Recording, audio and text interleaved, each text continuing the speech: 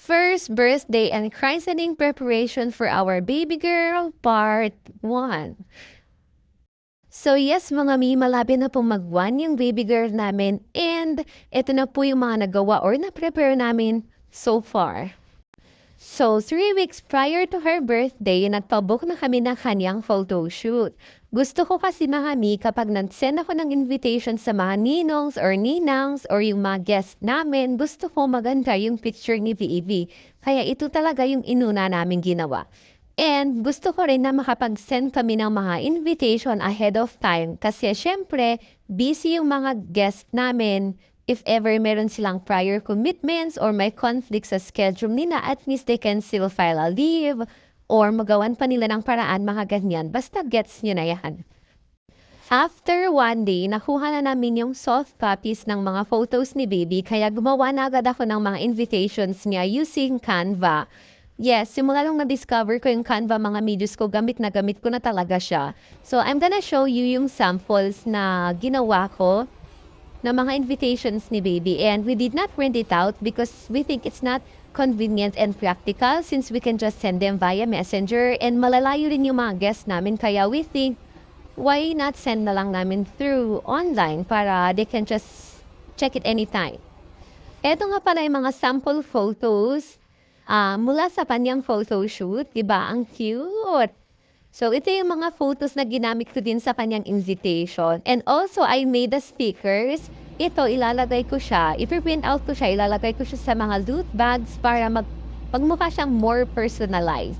So, I'm gonna be using a sticker paper and I'm gonna be cutting them out and then ipipaste ko siya sa lahat ng loot bags. I made it white kasi yung mga loot bags niya is colorful.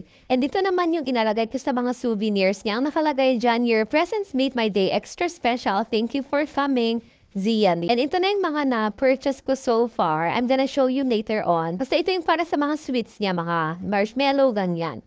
Ito yung mga balloons niya. Sa ngayon, 1,500 pieces pa lang yan. Pero sabi ng friend ko na magde-decorate ng kanyang stage, ng kanyang venue, baka daw pwedeng maging 2K yan. So, ito yung pinurchase ko na hindi ko pa binuksan kasi hindi pa naman magagamit. So, yan. Yung mga lalagyan na sweets like what I have said earlier.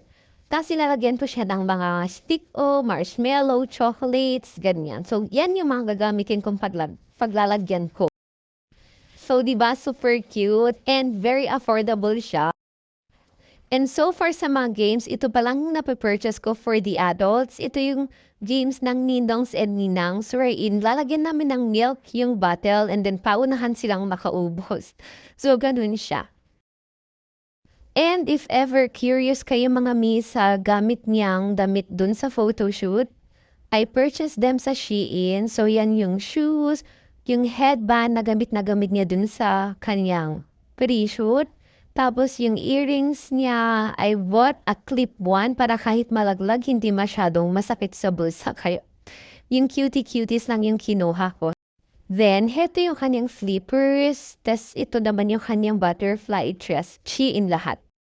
Yung mga decorations na nagamit like yung happy birthday, yung ONE, tsaka yung number 1, dito ko lang sa Shopee binili. So, screenshot nyo na lang yung name ng store.